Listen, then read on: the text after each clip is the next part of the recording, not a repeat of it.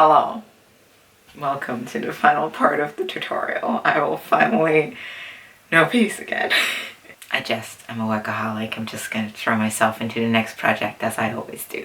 So, we will be covering context today, so anything non-visual about genderqueer people's lives that might still be useful to inform your character design and writing choices. So, if you haven't seen the first 3 parts of this series yet, they're linked in the description below, so please go watch those and then come back here and then watch this one. Yes, okay, cool. Disclaimers.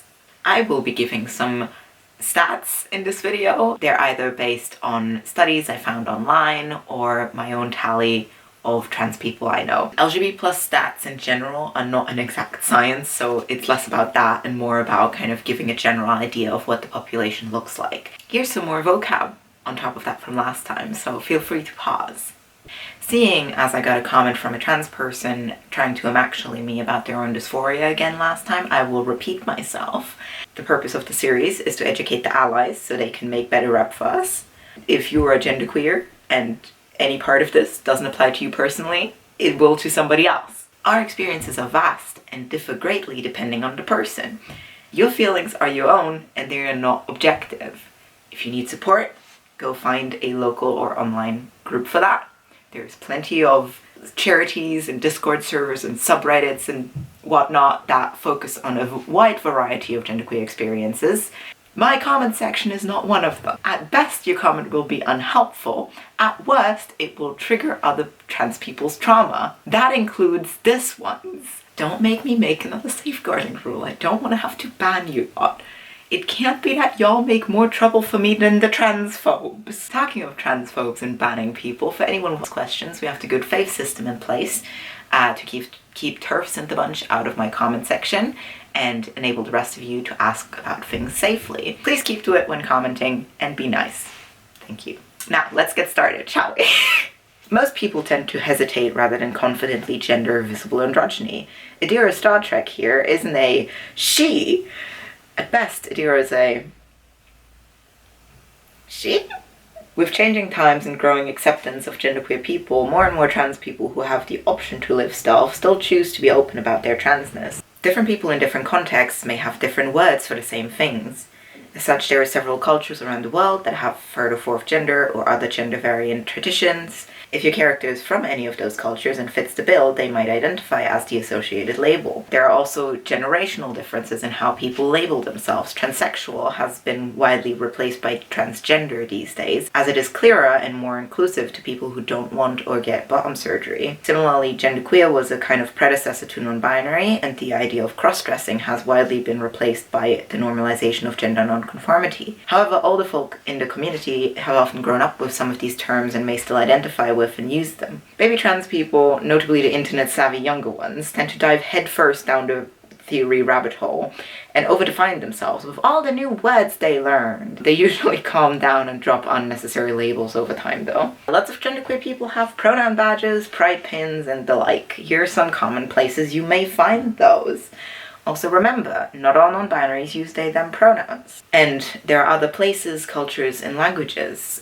Most of them don't come with built-in third gender pronouns, and some may not use any gendered pronouns to begin with. Lots of queer people use chosen names. For trans people, their new names may have something in common with their old one, like sharing certain letters.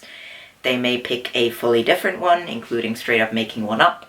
They may name themselves after something or someone, like certain animals, other nature-related words, or names from a variety of mythologies. Some use a letter or a nickname as a placeholder for a while, and it may end up sticking. Some pick a name that has a cultural meaning to them. Some just have a middle or gender-neutral birth name to begin with that works. Some get alternate baby name info from their parents or let a loved one pick their new name. Some change their name multiple times across sometimes several years. Some queer cis people may also go by gender non-conforming names and even pronouns, like, for example, he, him lesbians. A name change can also be used to alter one's other names while one is at it. Some people drop or add middle names, some keep their dead name as a middle name, whether for useful or sentimental reasons.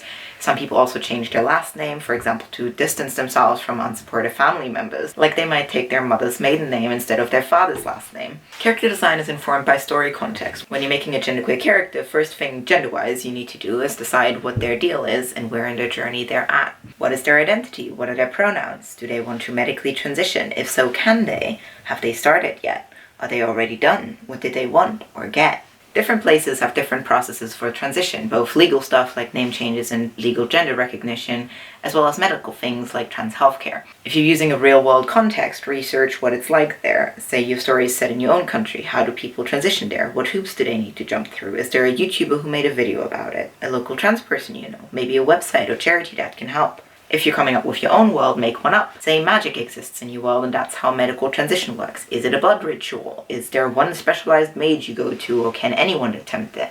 What's the price to pay for such a feat? How may the effects differ from what our mortal medicine can do? Also, when it comes to fiction and fantasy, a thing to keep in mind is who the rep you're making is supposed to benefit.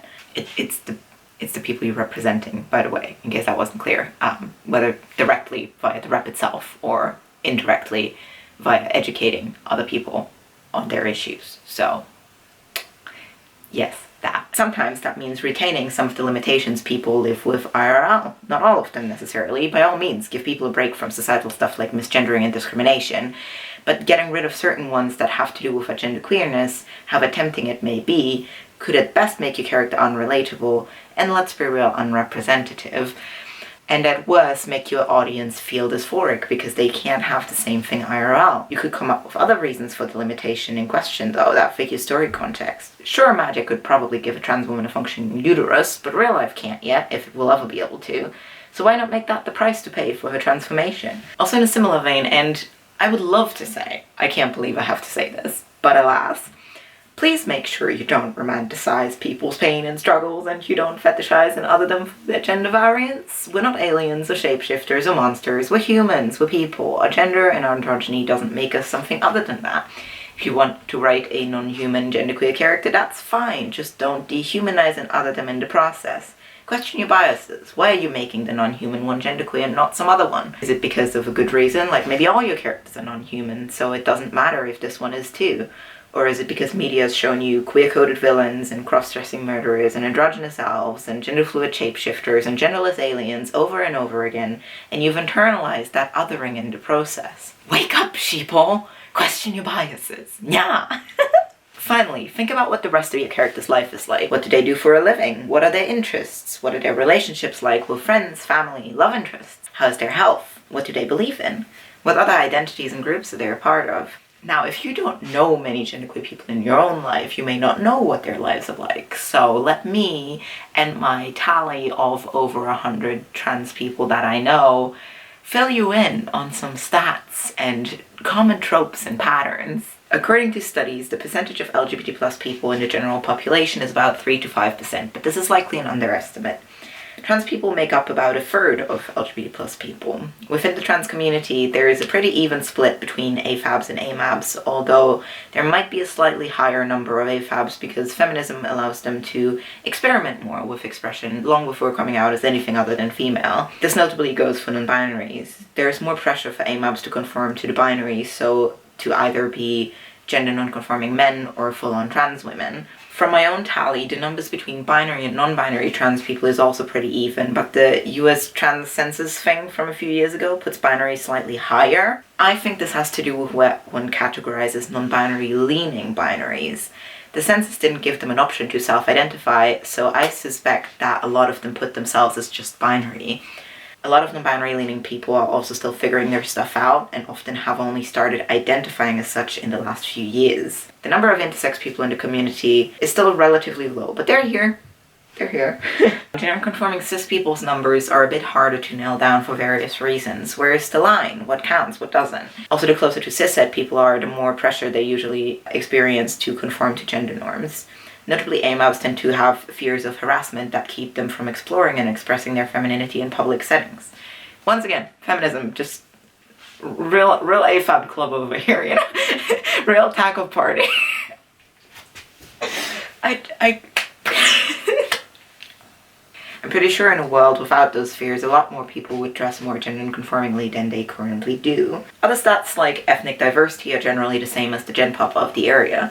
Queerness occurs relatively evenly among any population, but detectable numbers depend greatly on how safe and accepted people feel to be open. For example, here in the UK, the percentage of cutie pock, they're called that because they're cuties. That's not my joke, but it's good, so I'm stealing it. Among the LGBT plus population is lower than the percentage of people of color in the gen pop, because there is a lot of queerphobia in communities of color. From what I gather, it's based in this kind of attitude of like, oh, that's a white people thing. White people do that. We don't do that.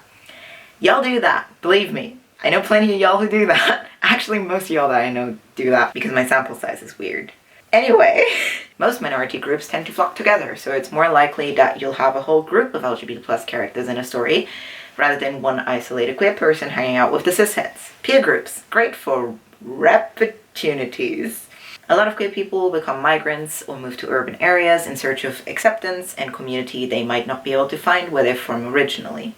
A lot of queer people are also non-religious, often due to queerphobia and trauma associated with the religions they've grown up. Some find alternative religions that are more accepting, like paganism, or LGBT plus friendly communities within mainstream ones. As for sexuality, most trans and genderqueer people aren't straight identified.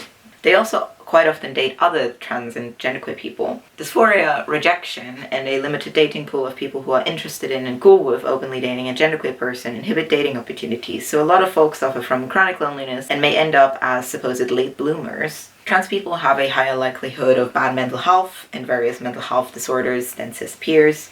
They also have a higher autism rate. It's been proven that there is a significant overlap between the two communities, but we don't know why yet. One theory I've heard from a trans autistic person is that both being trans and being autistic make you more attentive to your feelings and stuff.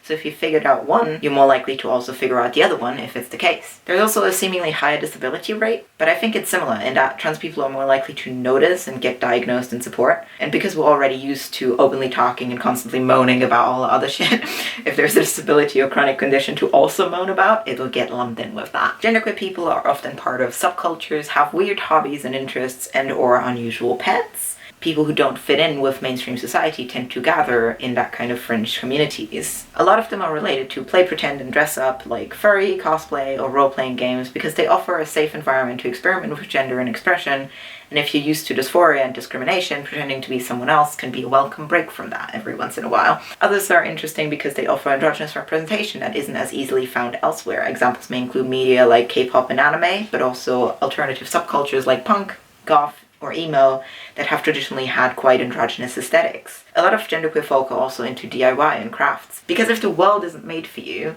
you have good reason to learn how to customize it. Most genderqueer people aren't radicals or activists. There's usually a minimal amount of everyday activism needed to just exist, but that's generally in the form of correcting and explaining things to people in one's own life. Some more involved people do volunteering, often at LGBT plus or trans-specific charities. This is usually community support and educational work rather than political organizing. Also, usually the more intersectional someone is, the more involved they are because they have more shit to deal with in their life. There are more radical leftists among genderqueer people than in the general population, but they're usually either pretty moderate political campaigners, punks, or commie theory nerds.